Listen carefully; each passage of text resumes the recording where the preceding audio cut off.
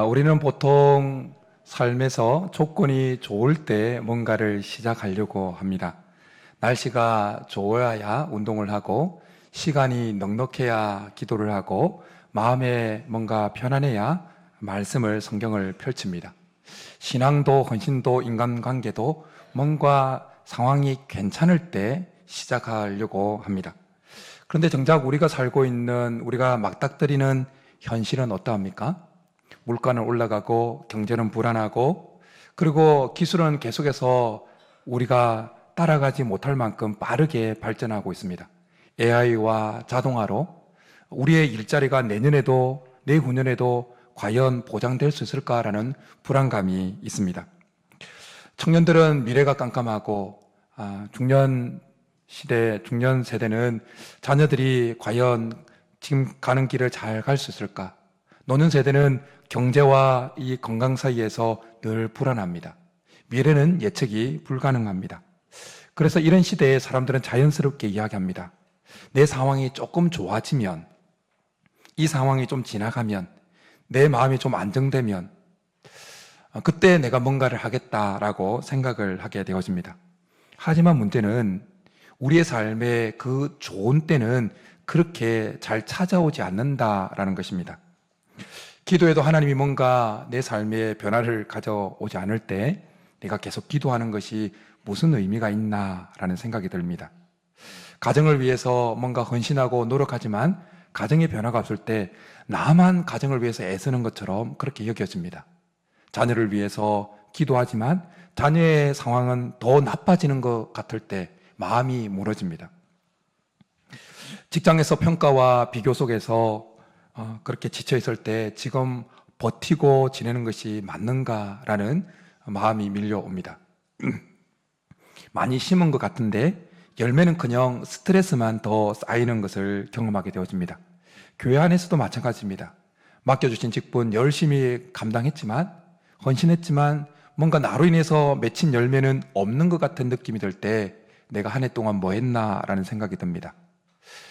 육신이 연약할 때 마음도 불안한데 또 오늘 설교 제목을 보고 또 뭘 또 심으라고 그러나 라는 마음의 거부감이 밀려오기도 합니다. 그래서 결국 많은 씨들이, 우리의 삶에 심어야 되는 씨들이 결국 내 마음에만 남아있게 되어집니다. 계속 미루고 망설이고 좋은 때를 기다리다 보니 내 삶에 마땅히 심어야 될 것을 심지 못하고 그 씨들이, 심어야 될 씨들이 그냥 내 마음에만 있게 되어진다는 것입니다. 언젠가는 내가 기도하겠다, 언젠가는 헌신하겠다, 언젠가는 심겠다라고 하는 그 말, 언젠가라고 하는 그 말은 우리의 마음에 순간적인 편안함을 줍니다. 언젠가 할 거기 때문에.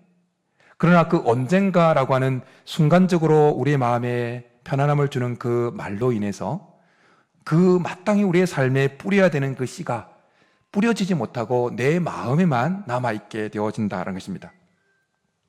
심지 못하고 뿌릴 만한 좋은 때만을 기다리고 있는 우리들에게 하나님 오늘 이삭의 이야기를 통해서 우리가 씨를 뿌리기에 좋은 때를 얻든지 못 얻든지 계속해서 그 씨를 심고 뿌리라는 말씀을 우리에게 분명하게 해주고 있습니다.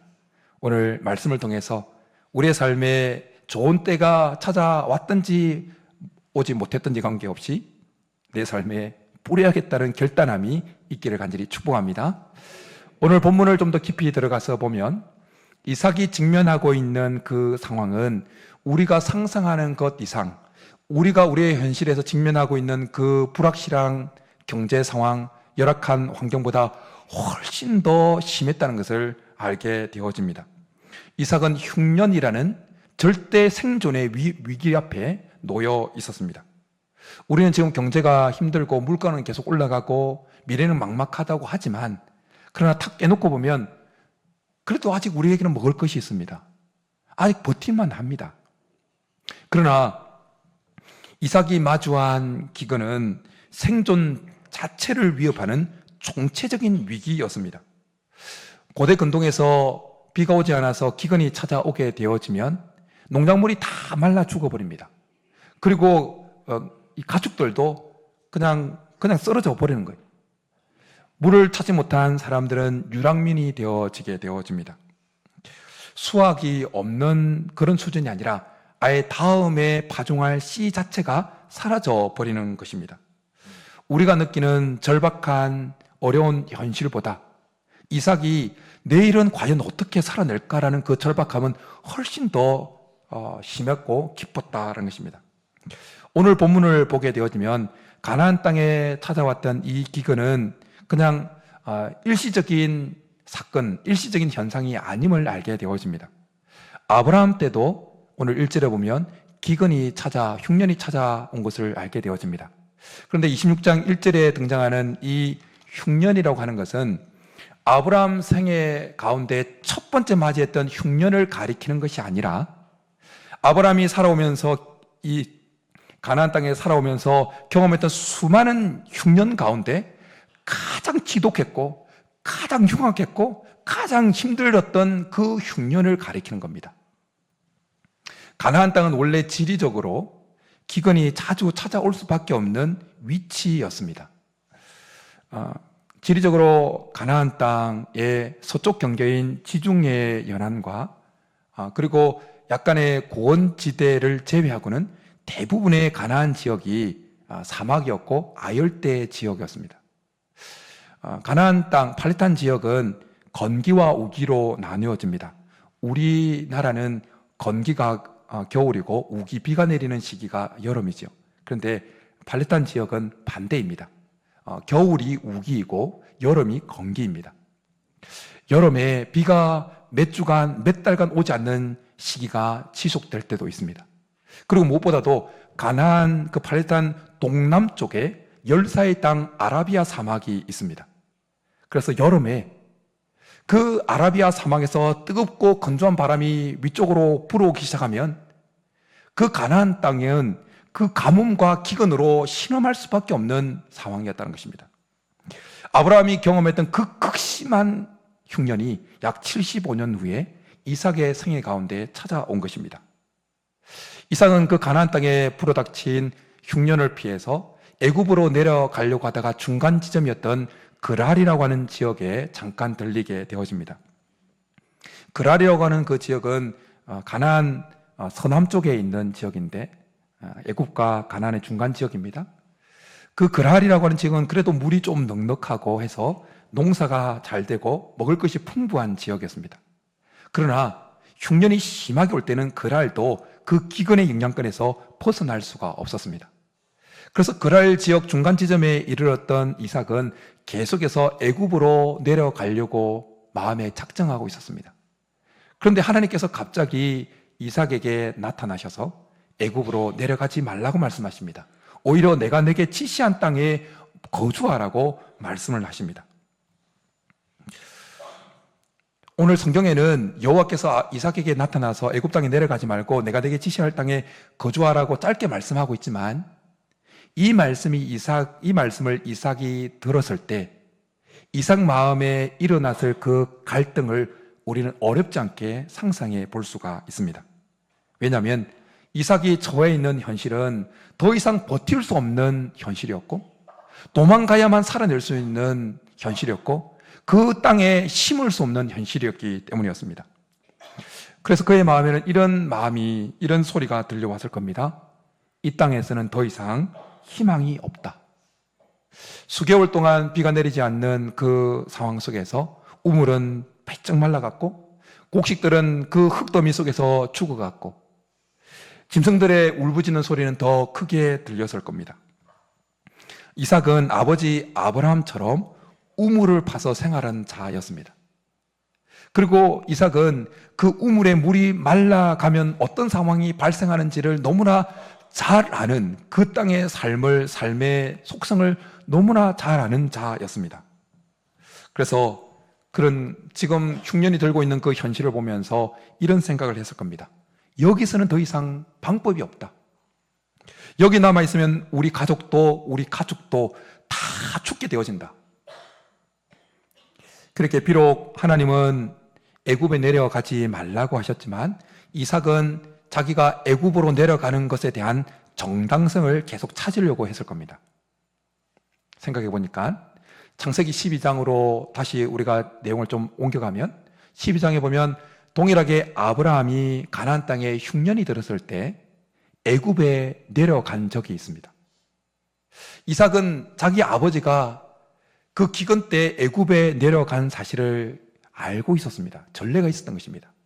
그렇게 하나님을 잘 섬겼다고 하는 아버지 아브라함도 기근 때는 애굽에 내려갔으니까, 아니 나라고 애굽에 내려가지 못할 일이 뭐 있겠어? 애굽에 내려가야지. 이런 생각이 떠올랐다는 것입니다. 애굽은 우리가 잘 알고 있는 대로, 즉 배경 지식으로 알고 있는 대로 나일강이 흐르는 지역입니다. 그래서 비가 오지 않아도 가끔씩 나일강이 범람함으로 인해서 그 나일강 하루 그 삼각주 지역에서 농사를 잘 지을 수가 있는 겁니다. 그러니까 비가 오지 않아도 애굽 땅에는 당장 먹을 것을 구할 수 있는 곳이었습니다. 인간적으로 생각할 때 그 기근을 피해서 애굽에 내려가는 것이 합리적이고 이성적이고 살 수 있는 그런 결정이었다는 것입니다. 그렇게 이삭의 마음에는 더욱더 이런 소리들이 계속해서 강하게 들려왔을 겁니다. 애굽에 내려가면 당장 먹을 것이 있어. 애굽에 내려가야만 우리가 살 수 있어. 많은 사람들이 지금 애굽으로 내려가고 있잖아. 남쪽으로 내려가고 있잖아. 나만 어리석게 여기 남아서 굶주림에 가족들 죽이고 가축들 죽이고 나까지 죽는단 말이야? 이런 생각이 밀려왔을 겁니다. 이삭의 갈등은 단순한 갈등이 아니었습니다. 이삭의 갈등은 말씀과 현실과 말씀 사이에서 오는 갈등이었습니다. 현실은 애굽에 내려가라고 그렇게 말하고 있고, 말씀은 여기 거하라고 말씀하고 있었습니다.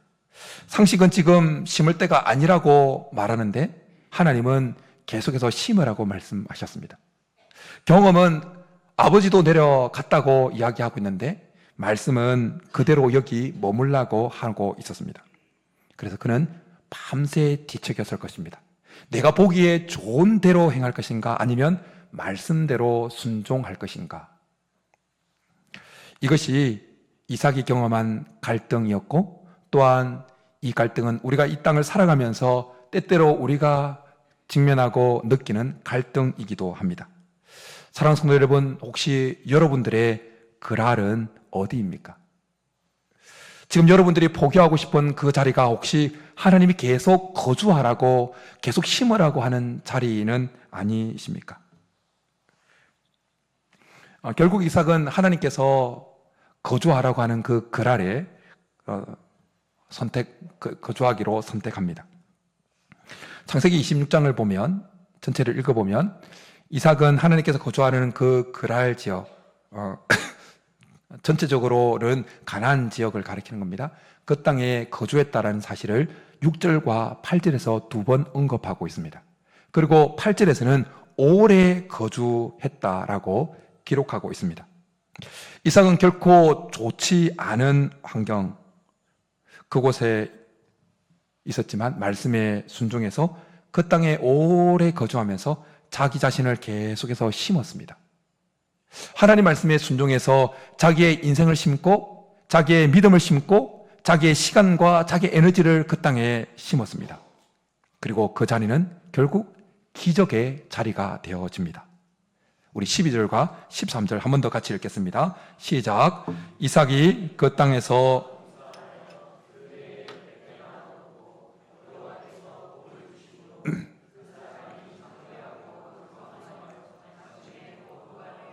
아멘.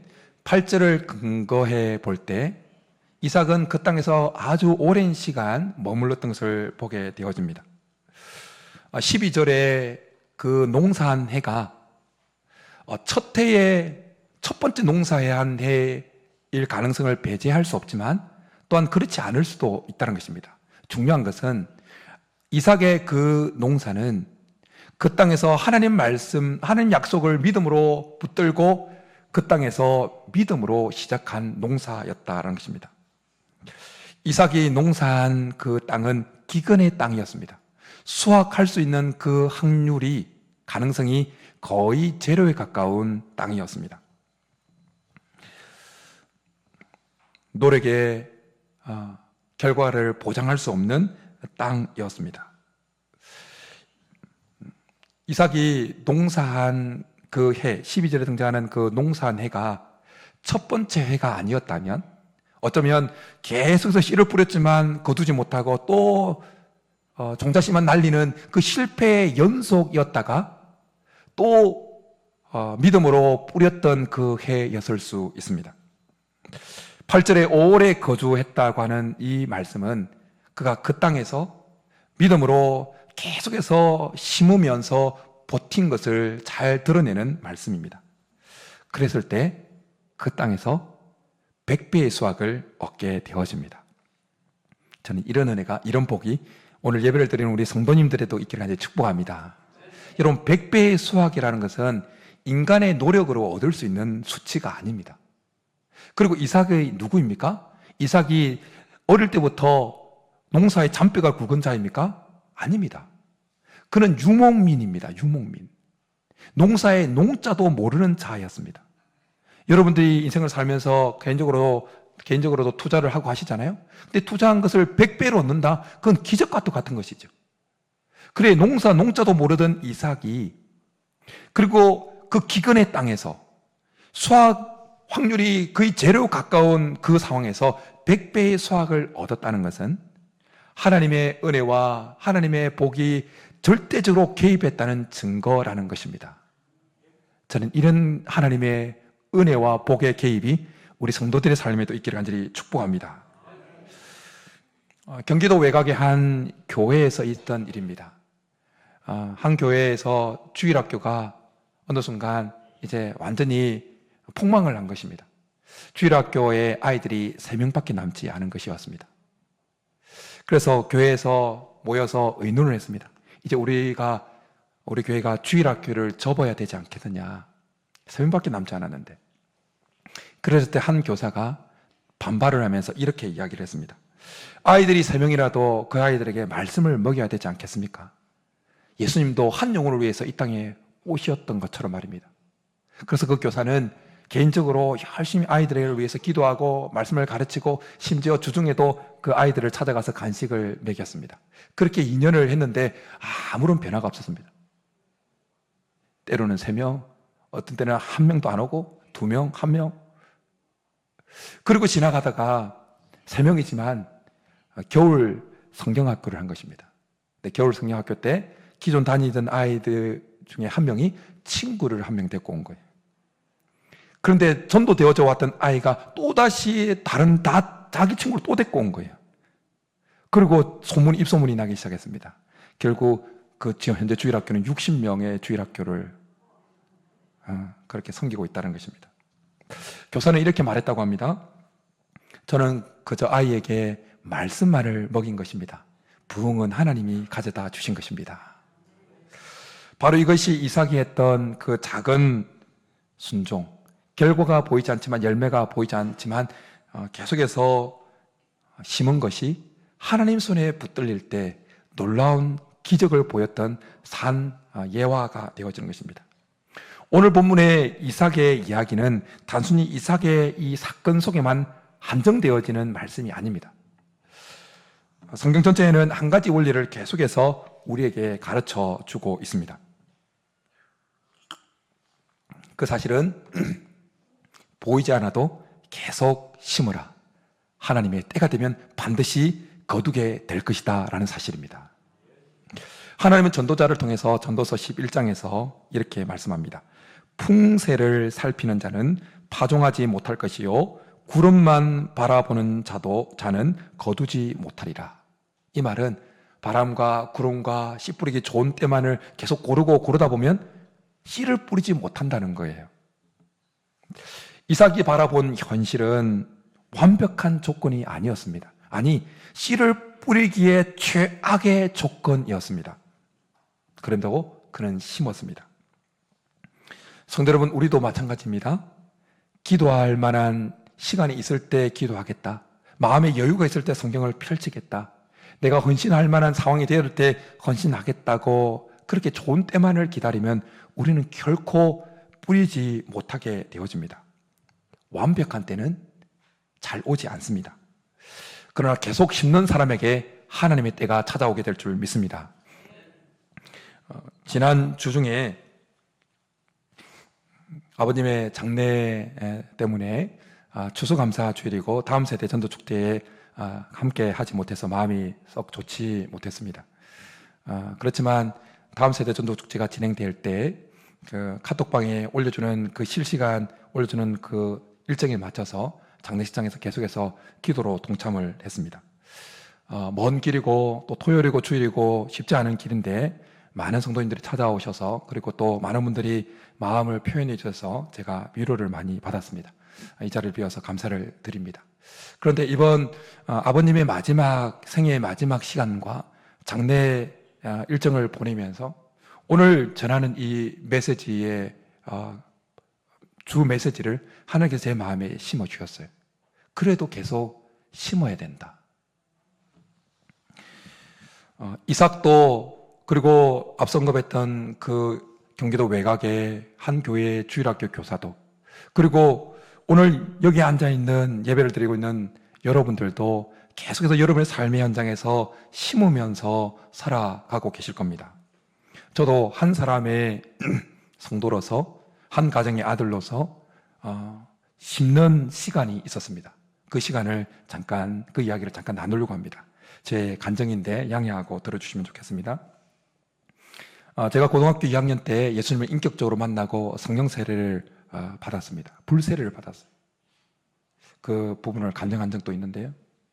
그리고 가족 구원을 위해서 이름을 불러가면서 조카들 이름까지 불러가면서 계속 기도를 했습니다. 고등학교 2학년에서 3학년 넘어가는 그 겨울 방학 때 그 당시 저는 부산에서 학교 생활을 하고 있었고 부모님은 통영에 계셨습니다.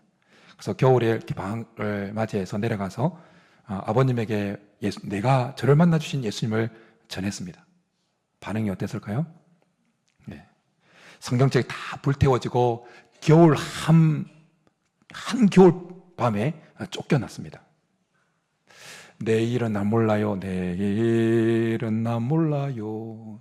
찬양하면서 시골길을 걸어서 시골의 큰 도로변에 있는 그 버스 정류장, 그 택시도 서고 버스서는 그 정류장에서 울며 있었습니다. 택시가 한 대 서더라고요. 근데 울고 있는 모습에 택시가 공짜로 그 당시 충무 시내, 지금은 통영 시내로 바뀌었는데 그것을 요금도 받지 않고 태워줬습니다. 그 당시에는 교회들이 다 어느 교회나 할 것 없이 다 문을 열어놓고 있었습니다. 그래서 한 교회에 들어가서 밤에 철야를 했습니다. 눈물을 흘리면서 부모님의 구원을 위해서.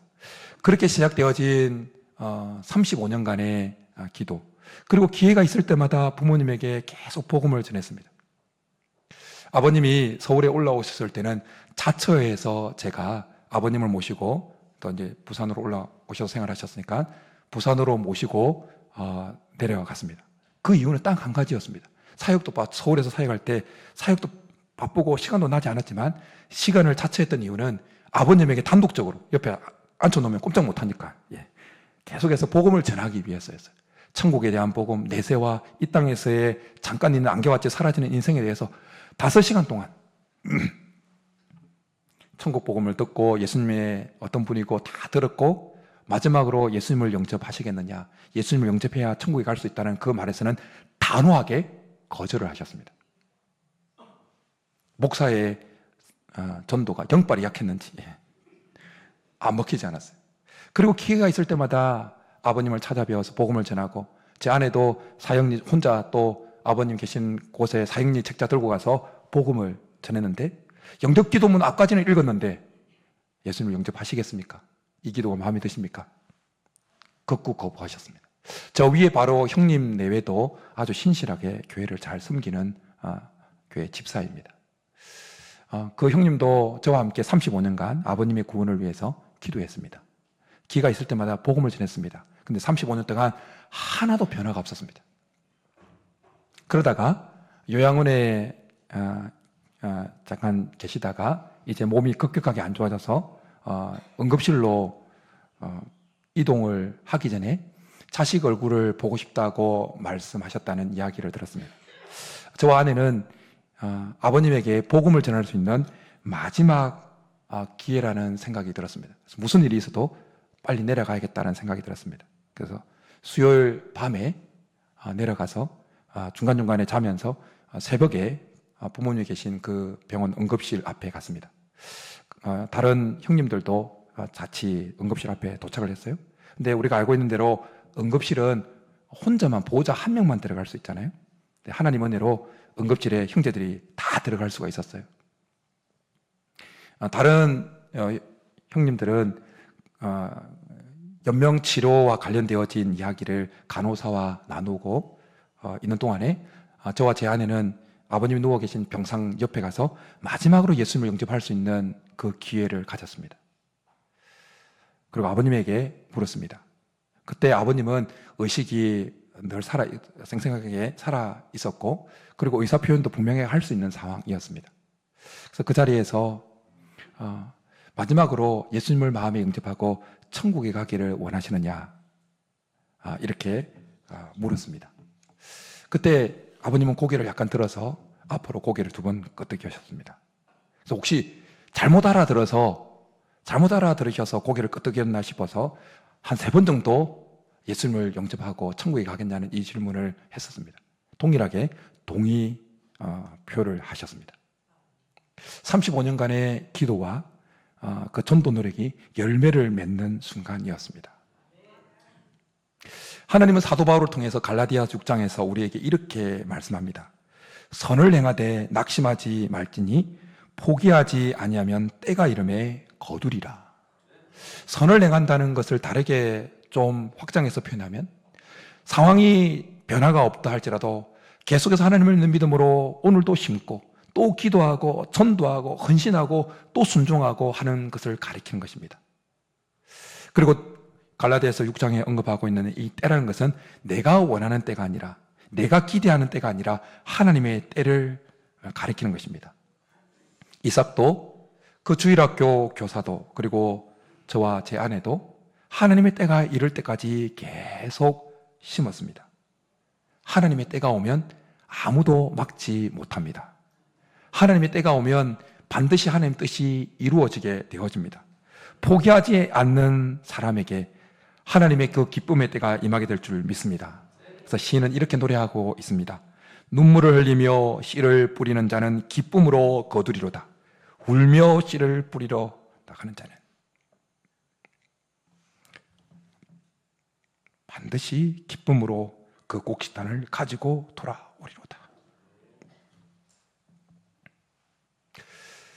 이삭이 처한 환경처럼 심어도 나지 않을 것 같은 그 상황에서 여러분이 심고 있는 그 기도, 헌신, 수고, 그것은 반드시 하나님께서 기억하실 줄 믿습니다. 그리고 그것이 열매로 맺히게 만드는 씨앗이 되게 하실 줄 믿습니다.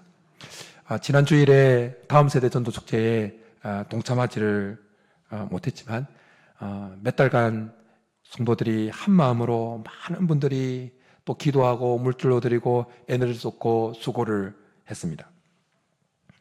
오늘 광고 시간에 보았던 것처럼 한 아이가, 한 생명이 천하보다 귀한데 수많은 아이들이 이곳에 와서 예수 그리스도의 복음을 들었습니다. 그런데 어쩌면 지난주에 이 본당을 채웠던 아이들 중에 상당수가 오늘 못 왔을 수도 있고, 그리고 앞으로도 교회를 안 올 수도 있을 겁니다. 언뜻 생각할 때 우리의 수고가 헛되었나라고 여겨질 수가 있습니다. 그러나 결코 그렇지 않습니다. 그 아이들에게 샌드하트를 통해서 하나님의 창조부터 예수 그리스도의 그 십자가 복음까지 전해졌던 그 복음은 하나님의 때가 되어지면 반드시 열매 맺게 될 줄 믿습니다. 저는 이 사실을 아버님의 장례 절차 가운데 일어났던 또 한 가지 사건을 통해서 한 번 더 확신하게 되어졌습니다. 저에게는 조카들이 많이 있습니다. 그 조카들 가운데 30대인 조카가 2명 있습니다. 누님의 아들인데요.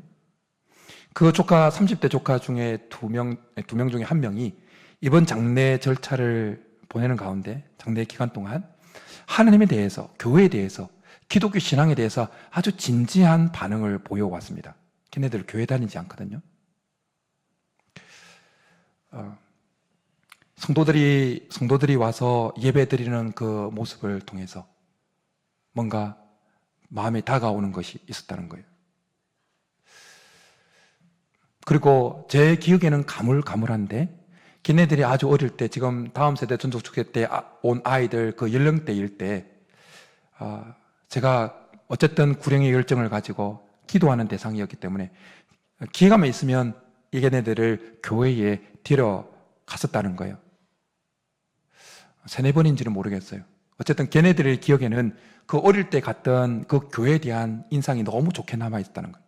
그리고 30대가 되어서 직장 생활을 해보니까 마음을 붙일 때가 그렇게 없고 자기 속에 있는 고민을 털어놓을 때가 없는데, 삼촌이 데려갔던 그 어린 시절의 교회에 대한 인상, 그리고 성도님들이 이번에 와서 함께, 저 형님 교회도 와서 이렇게 예배를 드리고, 우리 교회에서 와서 또 예배를 드리면서 찬송을 부르는 그 모습 속에서 교회라면,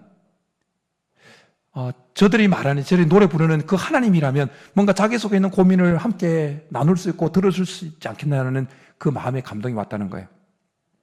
그래서 교회 나가고 싶다는 이야기를 했고, 그리고 장례 기간 중에 우리 소사절교회 유튜브에 가입을 했습니다. 그리고 지난주 중에 삼촌 설교를 듣고 있다고 카톡으로 제 아내한테 보내왔어요. 곧 교회를 나갈 것 같습니다. 사랑하는 성도 여러분, 여기까지 이야 말씀을 들으면서 여러분 마음 한켠에 또 이런 마음이 올라올 수 있을 겁니다. 목사님, 제 나름대로는 심고 있는데 그런데 아무런 변화가 없고 열매가 없습니다.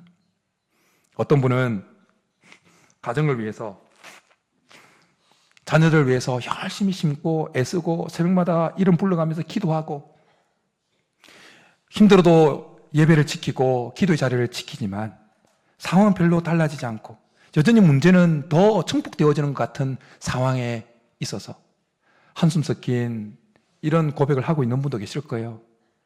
기도해도 소용이 없는 거 아닌가? 하나님, 제가 이렇게 열심히 하고 있잖아요. 왜 제 삶에는 이런 은혜를 베풀어 주지 않습니까? 이런 마음이 들 거예요. 근데 여러분 기억하십시오. 예수님은 그 씨가 자라는 사실에 대해서 이런 말씀을 하신 적이 있습니다. 땅이 스스로 열매를 맺되 처음에는 싹이요, 다음에는 이삭이요, 그 다음에는 이삭의 충실한 곡식이라. 씨가 심어진 그 순간부터 벌써 자라는 역사가 시작되고 있다는 것입니다. 다만 우리 눈에 아직 보이지 않을 뿐입니다. 우리 눈에는 그 열매가 맺히는 것이 제로처럼 보이지만 하나님은 우리가 심는 그 기도와 헌신과 전도와 그 수고를 땅에 뿌리를 내리는 역사로 지금 작동시키고 있다는 것입니다. 그래서 전도서 11장에서 전도자를 통해서 하나님은 한 번 더 우리에게 이렇게 말씀해 줍니다. 바람의 길이 어떠함과 아이 벤 자의 태에서 뼈가 어떻게 자라는지를 내가 알지 못함 같이 만사를 성취하시는 하나님의 일을 내가 알지 못하느니라. 너는 아침에 씨를 뿌리고 저녁에도 손을 놓지 말라. 중요한 것은 잘 되느냐 못 되느냐가 아니라 포기했느냐 계속해서 심고 있느냐라는 것입니다. 하나님은 우리에게 지금 당장 열매가 없어도 계속 심으라고 말씀하고 있습니다. 결과는 하나님께 속해 있습니다. 심는 것은 우리의 사명인 것입니다. 사랑하는 성도 여러분, 우리가 계속 심을 수 있는 이유는 하나님께서 우리에게 먼저 심으셨기 때문입니다. 하나님 아버지는 이 땅에 그의 아들 독생자를 이 땅에 심으셨습니다. 예수님은 우리를 위해서 십자가에 자기 생명을 심으셨습니다. 그 심으신 결과로 그 하늘의 밀이 땅에 떨어져 죽음으로 여기 있는 우리들이 구원받는 자가 되어진 열매가 맺히게 되어진 것입니다. 하나님께서 포기하지 않으셨듯이 우리도 포기하지 않고 계속 심을 수 있기를 간절히 축복합니다. 혹시 여러분들이 심고 있는 것이 너무 초라해 보이십니까? 초라하게 느껴지십니까? 내 이 기도가 정말 열매를 맺히게 하실 수 있을까? 나의 헌신이, 나의 수고가 한두 번 전도한다고 뭔가 변화가 있을까? 그렇게 생각이 되십니까? 하나님은 우리가 얼마나 크게 심느냐보다 포기하지 않고 계속해서 심는 모습을 기쁘게 보십니다. 사람들은 결과를 보고 평가하고 말하지만 하나님은 우리가 심는 그 과정을 보시고 기뻐하십니다. 지금 여러분들이 심고 있는, 버티고 있는 그 자리가 이삭에게는 거랄이었고, 그리고 노아에게는 그 방주를 짓는 공사장이었고, 여러분에게는 지금 치열하게 싸우고 있는 현실일 것입니다. 하나님은 그 자리에서 일하고 계십니다. 이삭이 심었던 그 수확 가능성 제로인 그랄 기근의 땅에서 100배의 수확을, 기적을 베푸셨던 그 하나님께서 여러분들이 계속해서 버티고 있는 그 자리, 계속해서 심는 그 자리에 100배의 은총을 베풀어 주실 줄 믿습니다. 그러기에 이번 주도, 내일도, 다음 주도, 내후년에도 35년간, 저처럼 35년간 심어 오신 분이 있다면, 그리고 또 내년에도 또 계속해서 심어 나가서 결국 하나님의 때에 기쁨의 열매를 거두는 은혜가 저와 여러분의 있기를 주님으로 축복합니다. 이 시간 같이 저는 기도하고, 목이 안 좋아서 우리 목사님 나와서 찬양하고 결단하는 기도하겠습니다. 기도드리겠습니다. 하나님 아버지, 감사합니다. 우리의 삶에 그랄 같은 그 장소에서 애굽으로 내려가고 싶은 그 갈등이 밀려올 때마다 오늘 말씀을 통해서 계속 그 땅에 머물며 심으라고 말씀하시고, 그 땅이 결국 하나님의 때에 기적의 땅이 되게 하실 줄 말씀해 주셨사오니, 오늘 이 말씀 마음에 깊이 새기고 계속해서 심어서 하나님의 기적을 경험하는 우리 성도들이 되게 도와 주옵소서. 예수님의 이름으로 기도드립니다. 아멘.